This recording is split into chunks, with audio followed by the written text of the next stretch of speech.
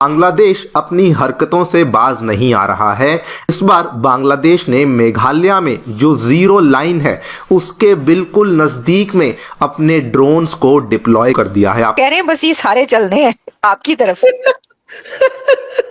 वो 6 ड्रोन में से एक को तो मार दिया, तो थोड़ा सा वो इंडिया की तरफ भेजा था उन्होंने, तो उसको तो गिरा दिया। वार्निंग दे दी गई है। इंडिया ने साफ साफ कहा है कि अगर गलती से भी उन ड्रोन्स के द्वारा इंडिया बॉर्डर को क्रॉस किया गया या इंडिया बॉर्डर को क्रॉस करने की कोशिश भी करी गई तो पहली ब्रीच पर ही हम लोग उन ड्रोन्स को यहां पर शूट डाउन कर देंगे। यूनुस ने बड़ा अपने आप को एक कोने में फंसा रखा है और भारत से जो एक्शन चल रहे हैं उनके ऊपर, उससे उसकी हालत और खराब होने वाली है।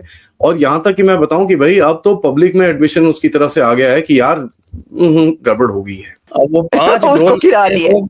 वो इंडिया से लड़ने वाले। फिर इसका मतलब अब S-400 का रुख उनकी तरफ हो जाएगा। ये 2000 लोगों की अनट्रेन्ड आर्मी ने बांग्लादेश के 270 किलोमीटर के एरिया को कब्जे में कर लिया है। वहां पर बांग्लादेश की जितनी भी चौकियां थी तोड़ दी गई हैं और वहां पर कब्जा इनका आ गया है। इनको अभी प्रेशर फील हो रहा है और आपको पता चलेगा कि बांग्लादेश की तरफ से गुहार लगाई जा रही है अमेरिका की तरफ, सर बचाइए हमको, बचाइए, ये क्या हो रहा है हमारे साथ। Arakan army was pretty closely associated with the Chinese, लेकिन आपकी भी डीलिंग्स उसके अंदर काफी अच्छी चल रही हैं। जिस मुल्क की इकोनॉमी में से इंडिया माइनस हो जाता है उस मुल्क की मईशत यानी कि इकोनॉमी को धचका लगता है। अब बांग्लादेश को भी लगेगा। आपने बड़ी अच्छी बात की कि अफगानिस्तान पाकिस्तान से बेहतर इस वजह से है क्योंकि उसको सपोर्ट इंडिया कर रहा है। नमस्कार दोस्तों फिर एक बार बांग्लादेश भारत को छेड़ने की कोशिश कर रहा है और इसी दौरान भारतीय बीएसएफ ने एक बड़ा एक्शन लिया है बांग्लादेश के खिलाफ, जहां भारतीय बीएसएफ ने बांग्लादेश के एक ड्रोन को मार गिराया है। और ये ड्रोन बांग्लादेश के इशारों से बांग्लादेश ने टर्की से लिया था। और आप सब जानते हैं पिछली बार इसी तरह से बांग्लादेश भारत को छेड़ने की कोशिश कर रहा था और भारत की सीमा के बिल्कुल करीब इन ड्रोन्स को उड़ा रहा था। तब भारत ने एक बार वार्निंग दी थी और कहा था कि इस तरह की हरकत फिर एक बार दोहराए ना जाए, लेकिन बांग्लादेश अपने हरकतों से बाज नहीं आया। फिर एक बार भारत के अंदर दखल अंदाजी करने की कोशिश की, जिस पर भारत ने एक बड़ा एक्शन लेते हुए इस ड्रोन को मार गिराया।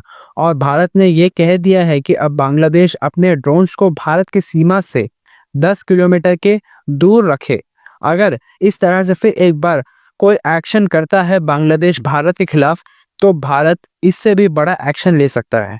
तो चलिए इसी पर आगे पाकिस्तानी मीडिया का भी एक्शन देखते हैं। तो हमारे जो बांग्लादेश वाले जब जनाजा करते हैं तो मुझे बड़ी हंसी आती और अजीब अजीब सी बातें करते हैं। कभी कहते हैं कि साहब हम यहाँ पर एयरबेस बनाएंगे और वो एयरबेस की लोकेशन बताते हैं कि साहब 12 किलोमीटर है बॉर्डर से। कि यार 12 किलोमीटर बॉर्डर कौन एयरबेस बनाता है जो कि इंडियन आर्टिलरी की रेंज में होगा। सर वो उन्होंने 6 ड्रोन्स लिए हैं टर्की से। वो कह रहे हैं बस ये सारे चलने हैं आपकी तरफ। वो 6 ड्रोन में से एक को तो मार दिया। एक अच्छा। तो हाँ वो थोड़ा सा वो इंडिया की तरफ भेजा था उन्होंने, तो उसको तो गिरा दिया। अच्छा 5 बचे। अच्छा अब वो 5 उसको ड्रोन गिरा दिए। वो इंडिया से लड़ने वाले 5 ड्रोन से लड़ेंगे। तो आपका फिर इसका मतलब अब S-400 का रुख उनकी तरफ हो जाएगा। S-400 की जरूरत क्या है बांग्लादेश के लिए? अच्छा बांग्लादेश के लिए S-400 मतलब मक्खी को मारने के लिए तोप का इस्तेमाल किया जाएगा क्या? अच्छा। सर ये जो आप बात कर रहे हैं ना जी, S-400 का मेजर टारगेट चाइना है। थोड़ा बहुत पाकिस्तान है। तो ये जो आप बात कर रहे हैं कि भाई मक्खी को मारने के लिए, तो ये हम सुनते रहे और बातचीत भी होती थी, बड़े इसके ऊपर प्रोग्राम्स भी हुए कि जी जो बिजली है वो सारी आपकी तरफ से जाती है। वो तो बड़े आपके मकरूज हैं जो बिजली का उन्होंने देने हैं बिल वगैरह। फिर उसके बाद ये कहा गया कि कितने 8 करोड़ या 3 करोड़ को इस तरह की बात होने लग पड़ी कि इतने लोग तो बांग्लादेशी जो है वो इंडिया के अंदर हैं, तो क्या आप उनको फिर वापस भेज देंगे या आपने कुछ को भेजा है इसलिए ये कुछ हालात बेहतर हुए हैं या क्या है? क्योंकि लोग तो ये कहने लग पड़े, मैं देख रही थी कि भाई इनको वापस भेज दो। नहीं वापस तो भेजने में पहले क्या था कि हसीना वाजिद वो इंडिया की फ्रेंड हुआ करती थी। जी जी। तो इंडिया के फ्रेंड होने की वजह से उनका जो था वो इंडिया के साथ में लिवरेज था। तो वो इंडिया को ये कहती रहती थी कि भाई इनको जो है आप 8 करोड़ तो एग्जैजरेटेड नंबर, हाँ 1.5-2 करोड़ तो होंगे।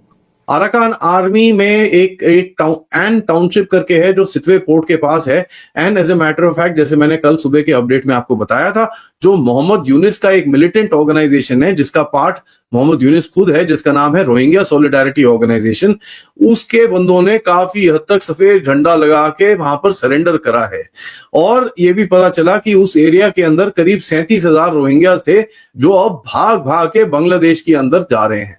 अब यार देखिए, अब ये तो मोहम्मद यूनिस को तो पसंद आना चाहिए, वो तो रोहिंग्या का एकदम मिलिटेंट ऑर्गेनाइजेशन का हेड है। अगर वो हेड है तो उसको तो बड़े प्यारे लगते होंगे रोहिंग्या, आने दीजिए भैया, अपने पास ही रखिए, और हम भी भारत से भी वापस बहुत जल्दी आपको भेजेंगे, तो कोई टेंशन नहीं है। मोहम्मद यूनिस अपने घर में एक एक को वहां पर रखेगा।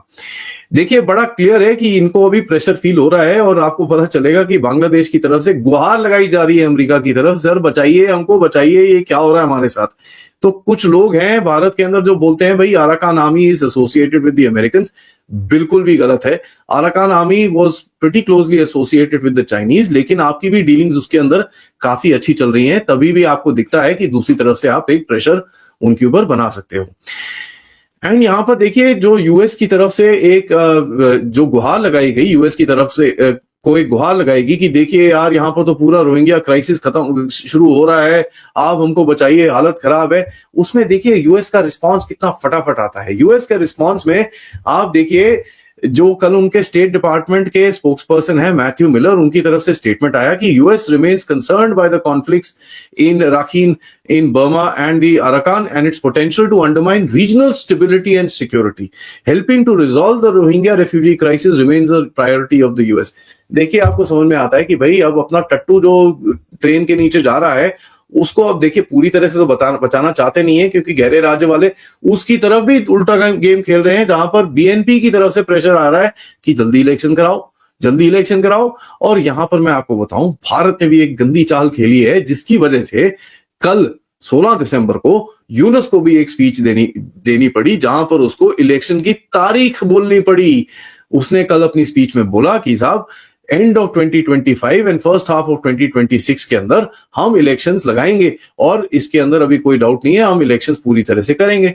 यूनुस बहुत प्रेशर में है बांग्लादेश नेशनलिस्ट पार्टी बीएनपी की तरफ से, और जो बेसिकली एक प्राइमरी पॉलिटिकल फोर्स है जो अवामी लीग जाने के बाद जो एक इमर्ज होकर बाहर आ रही है।